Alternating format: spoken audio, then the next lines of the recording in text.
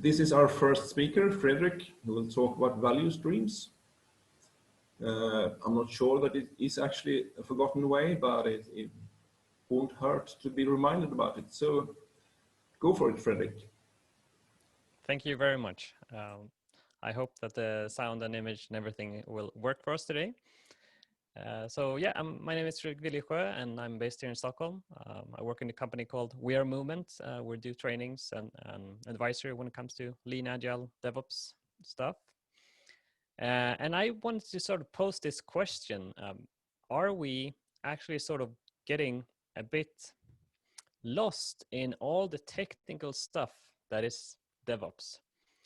And sometimes maybe forgetting a little bit about sort of the roots and really like the lean parts of the DevOps movement. So just to calm everyone down right in the beginning here, yes, of course, DevOps is about all these great technical stuff as well. And I love that as well. So, but this talk will mainly be about sort of non-technical stuff and how to choose what to do, basically. And how do we know what we need to do? But let's try to begin with finding some common ground here when it comes to what do DevOps come from? And for me, at least, it comes from the separation of developers and operations. And the DevOps movement would be something where these were to start to move together a little bit, talk to each other, realize what's happening in each other worlds, and share this responsibility of getting things out there for the customers. And in the sort of beginning, there were several different streams, and of course still are several different ways of interpreting DevOps and a bit of like different cultures that met under this umbrella. And some of those would be like the Phoenix Project book, the classic one, continuous delivery, so just humble. And I think that for me at least, it all sort of came together in the DevOps handbook. So I think that that's a key sort of converger or book that made the DevOps movement sort of come together on, all right, so this is, we can agree on this, and these are all great things in this book. And sort of to introduce the subject, I would just, if you open up the DevOps handbook and look into the first part of the table of contents, you'll see like the first way. So that's really about technical practices of flow. So flow here is an important concept, of course. And flow is something that comes a lot from lean and lean manufacturing and the culture of it's more important to get things flowing in your system than to be really fast in one part and really slow in the other one. You want things to go actually through the system in as many things as possible in the fastest way. So flow is a key concept here. And if we look at the technical practice of flow, we see all the stuff that we are used to, right? So it's about deployment pipelines, automated testing, and all those things. But actually, if we look at what's before that in the book, it's the where to start part. And the key thing to start off here with is to understand your value stream. Understand how value is flowing within your organization to know really where to start your DevOps transformation, for instance, but also to understand what's the current state. How is it today? And value streams could be a sort of a broad broad name for something, and many people have different interpretations, but it's basically around there's something triggering a value stream and there's several steps that is performed, and in the end you get some value. Otherwise, I guess it was just a stream. This is a value stream then. And specifically, so that could be like the value stream could be something that happens in the business, right? So the customer wants to buy a t-shirt. He goes to the store. He gets the help he needs. He buys the t-shirt, or she, and in the end, it's value created for the customer, but also we had a sale, right?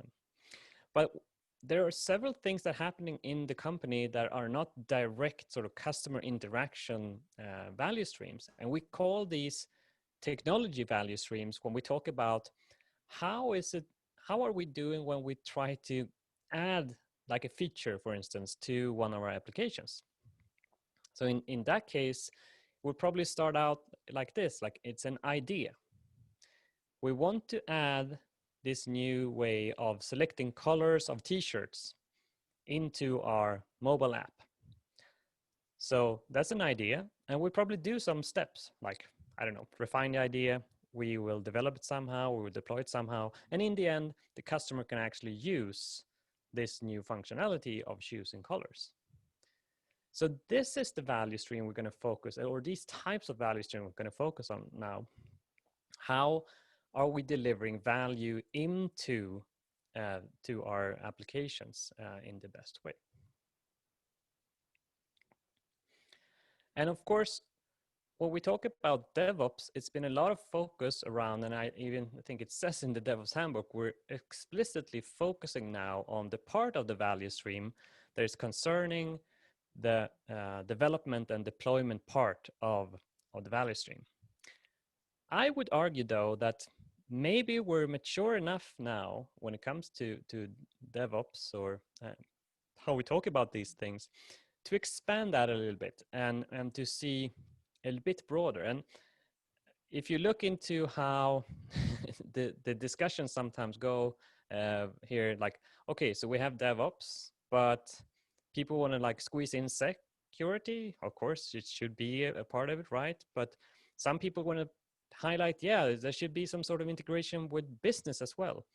And what about architecture? What about compliance? And so on.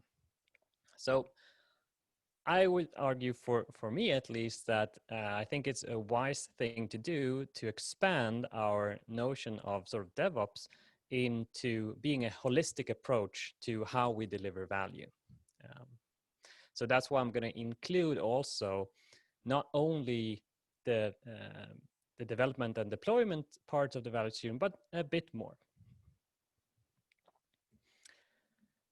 So if you want to find out how your value stream looks like, there's a tool called value stream mapping.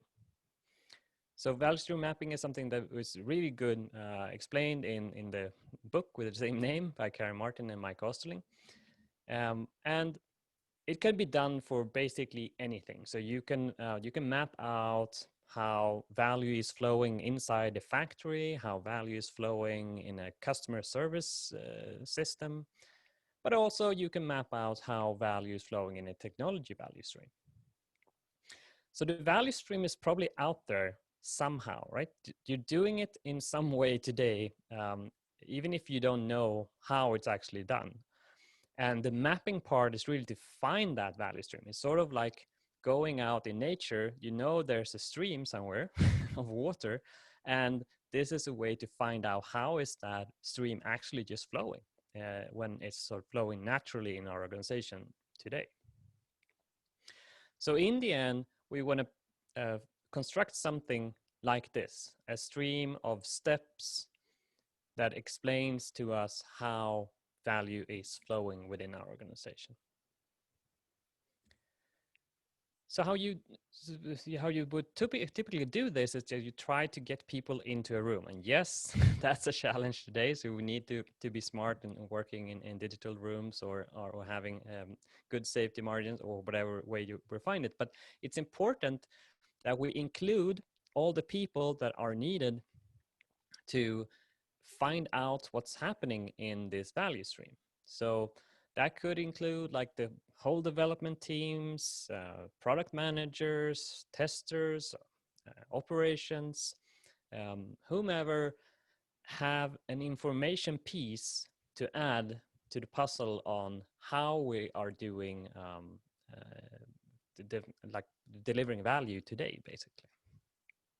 It can also be done with representatives. So the important part is that someone will represent a part of the information puzzle. So the first thing you will do is that you scope your value stream mapping, as in which value stream are we actually trying to look at today? So in this example, I just made up that we're going to look into, we have a customer mobile app, and we're going to look into how are we delivering that, and how what's the value stream in that. So the second thing is the demand rate, as we want to know roughly how often do things flow through this value stream, so that we know roughly what this value stream needs to be able to handle in the end. We start out with understanding the trigger as well. So there is something coming in here. Maybe the business owner somehow comes with ideas, and that's how we're triggering this. Might be different ways. And the first step in this example is that there will be a feature management meeting where you talk about these new ideas. And the last step is that it's actually usable in production. So now you scoped it. So when you invite for this workshop, people know that you're not going to talk about, I don't know, the website, because we're clearly stating that it's the customer mobile app that is in focus here. And we also scoped it a little bit like we're not going to talk about any meetings before the feature management meeting. And we're not going to talk a lot about like after sales or stuff. We're just going to limit ourselves to when this new idea is usable in production. So this is pre-work that you do to sort of set the scope for the workshop. And when you go into the workshop, you'll then try to find out what is actually happening. And this could be a larger or shorter discussion, because people might not be aligned on how is this working today actually.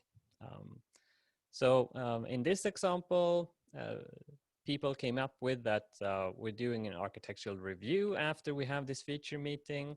Then it's going to go into some sort of iteration planning for the team. People are going to be coding it. There's going to be some testing. There's going to be some more testing, and it's going to be deployed. And in the end, it's actually in the hands of the customers. So this is sort of the first round in this identification or mapping that we agree on the steps that we're doing. If there's a large group in the room, you might split up in different groups that do the same exercise, and then you compare and you come up with a combined map that you continue with. So next step would be to find out who's actually doing the work in these different steps. So in this case, it's a product management or product manager to do this first meeting. Architects are then doing the review, of course. The team and a product owner for the team, it's an agile setting. They will do the planning. Developers would code, testers will test, right? And in the end, the acceptance test is going to be done both by testers and the product manager coming back and really like get a seal of approval here. Then the devs will take over and try to fiddle it into the App Store in some way. And to see if it's actually usable in production, we just realized that that's the customers that are doing today. So, yep. All right, it's one way. So we're trying to find reality here. It's not about sugarcoating how it is. So that's how it starts out. So now we know what steps are involved and what people are involved. So now we're going to add some measurements to this. And we're going to measure three things. And the first thing is the process time. So process time is the time it actually takes to do the thing. So we go into acceptance testing, for instance. We'll look into how much time do you actually spend on doing acceptance testing for this this idea that flows through the value stream? And we figure out that, yeah, the testers are spending roughly around 4 hours doing that.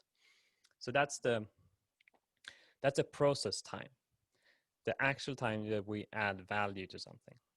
And to contrast that, the lead time is the time it takes from where the local test ends until we're done with acceptance testing. So in our case here, it actually turns out sort of takes a few days, weeks before we even start with doing the testing, because there's usually sort of a queue for getting into testing, and there's a lot of things to do. So people wait before they actually start doing the testing. So then we come up with the lead time. And the third thing that we're going to measure is how complete and accurate is actually this thing that is delivered from a step. So it's not just from acceptance tests. It's like how complete and accurate is the things that the developers are sort of delivering into local test. How often do you need to rework, as in send it back, like this is not good enough? So we get a percentage of the number of things that can be used directly by the next step that we don't have to throw away or refuse or send back. So it's basically sort of a quality thing, right? Do you actually deliver what's needed for the next step? So we combine all these things into a really short table where we look at the process time, the PT, 4 hours. The lead time in this instance is 240 hours. And in 80% of the cases, acceptance testing is actually delivers something that can be deployed to App Store. And in 20% of the cases, we had to send it back and say that there's something wrong with this delivery that you're doing from the last step. So we're adding all this up into, for all these steps, we see that the feature management meeting was actually only 2 hours, but it took 2 weeks until we actually had the meeting. So we had a lot of lead time or waiting time here to get that done. And actually, the things that we deliver from that meeting, the ideas that we deliver, are largely incomplete.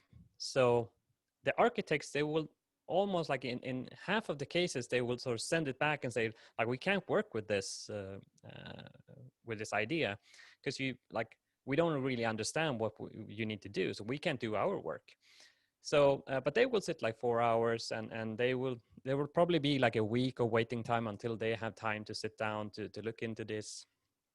And even when they have done their work here, a lot of times it's not enough to understand how we will develop this or what architectural implications we actually do have.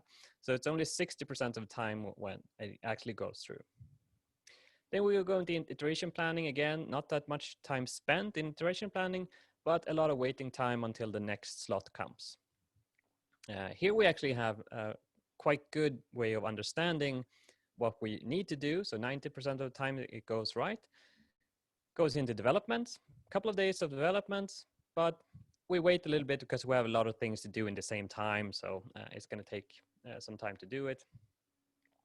And as a quality marker here, only in 60% of the cases, things are delivered from the developers to testers that is workable. So in 40% of the cases, they will send it back.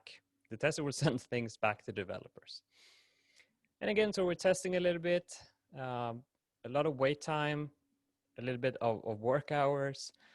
Same thing goes for acceptance testing. We had to wait for the product manager to be available to do this sign off and so on.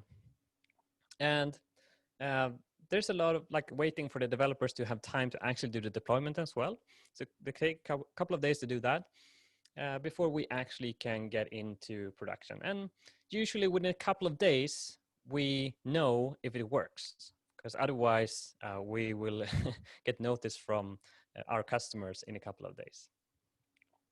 So that's our current situation. So now the workshop with all these people have painted a picture together on how it is for us today. So we put that into like total metrics or some like how are we doing in this value stream? And we see here that because we only have 34 hours of actual work being done, and the lead time is still 1,300 hours. So a lot of time. It's going to weeks and weeks to get things through this value stream. The activity ratio, which is the process time divided by the lead time, is actually only 3%. So in 3% of the time, is something actually being done to deliver this idea. And if we roll this complete and accurate number, so we just make a product of all the numbers together, we see that only 9% of the ideas go through the whole value flow without being interrupted and like, oh, no, too poor quality, go back one step or go back many steps, or throw it away, we have to restart. So we both see that it's a pretty low activity ratio, and it's sort of a low indication on quality when we have a low rolled complete and accurate number. So using a lot of ideas, of course, from the DevOps community, we could construct probably a future state. So that's the next part of the workshop, that we try to brainstorm and put together a plan on how would a sort of ideal, or at least a better way of doing this look like. We know how bad it is, and now we try to improve it. So some of the ideas that then came up was like, we would probably do a joint refinement meeting where we talk about architecture, product things, and we make sure that everyone joins this meeting. Okay, it's going to take a bit more time from the developers, but at least we can resolve a few of these questions that comes up later already in this meeting, so that we don't have to spend all this time going back and forth between like product management, architecture review board, and so on. We can try to shortcut this a little bit. And we keep the iteration planning. And when it comes to the developers' work, turns out that it's quite low quality, or at least we don't really, the things that we are delivering is not meeting the expectation of test. So we're introducing TDD style coding, for instance, test-driven development. That's one way of maybe improving quality here. So it's actually going to take a little bit more of process time to do this. Sometimes they do and sometimes not. But we hope that this will actually increase the complete and accurate part of it. And then we come into like the DevOps juicy stuff, right? So we're going to be automating the acceptance testing. We're going to automate the deployment part as well. And we're going to put in some metrics if this actually works in production. So we don't have to wait for the customers to tell us. We're actually going to see that for ourselves in production. So the last couple of steps here is where we see dramatic improvements from the last one, where basically lead time and process time is the same thing, because it's all like servers that CI/CD servers that would do this work. So when you go out from this workshop, you'll try to look into this improvement backlog. So you have all these ideas of things that you could do, like the refinement meeting, the TDD stuff, automate acceptance testing, automate deployment, putting some metrics and alarms in the production system. And you just try to measure from a scale 1 to 10, how much improvement would this give? And try to make it just relative to each other, so that, for instance, if automate deployment will give us 3, we try to see, how much more would TDD get or less? And of course, you can argue about these numbers, but it's just an educated guess. So you get different improvements for different improvement items here. And then you have to do the same sort of estimation on effort. So how hard is it to actually do these different things. And for instance, the deployment part is pretty straightforward. Yeah, we could probably solve that. It's just almost laziness that why didn't we automate the deployment to the App Store? Like, pretty easy. And then there's different things like, automated acceptance testing. There's a lot of testing cases to write, and yeah, it's going to take a lot of time to really be good at that. And you can see like different things like, yeah, making this a refinement meeting to work, yeah, it could be some politics and so on, but maybe not that much work.